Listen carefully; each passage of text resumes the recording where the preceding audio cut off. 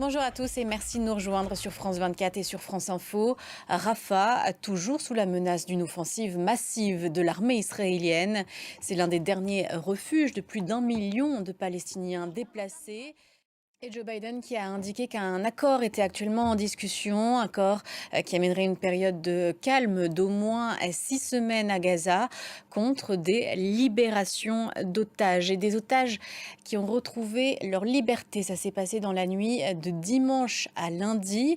2 hommes de 60 et 70 ans ont été libérés par l'armée. Leur sauvetage avait été minutieusement préparé par Tsahal qui a mené une opération terrestre pour aller les chercher à Rafah.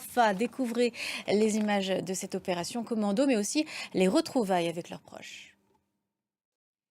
Et on en vient aux suites des propos de Donald Trump sur l'OTAN. L'ancien président suggère que s'il est élu, les États-Unis ne défendraient pas les pays de l'Alliance qui ne contribuent pas suffisamment au budget.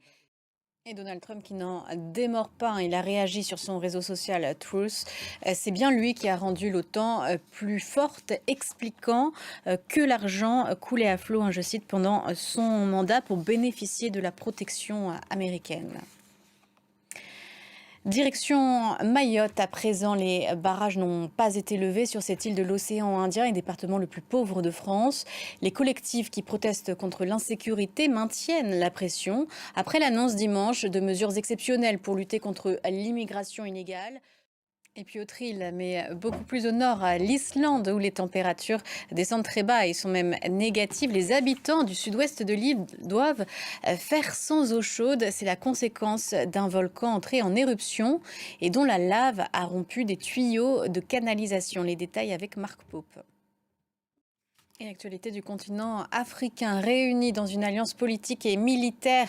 Le Niger, le Mali et le Burkina Faso veulent changer de monnaie. En cause le franc CFA créé en 1945, CFA pour colonie française d'Afrique. Et c'est bien l'origine française de cette monnaie qui pose problème à ces pays. Les précisions de Laurent Bertécher. Et puis c'est le jour d'après à Abidjan, la Côte d'Ivoire est championne d'Afrique de football et les joueurs profitent de leur victoire ce lundi.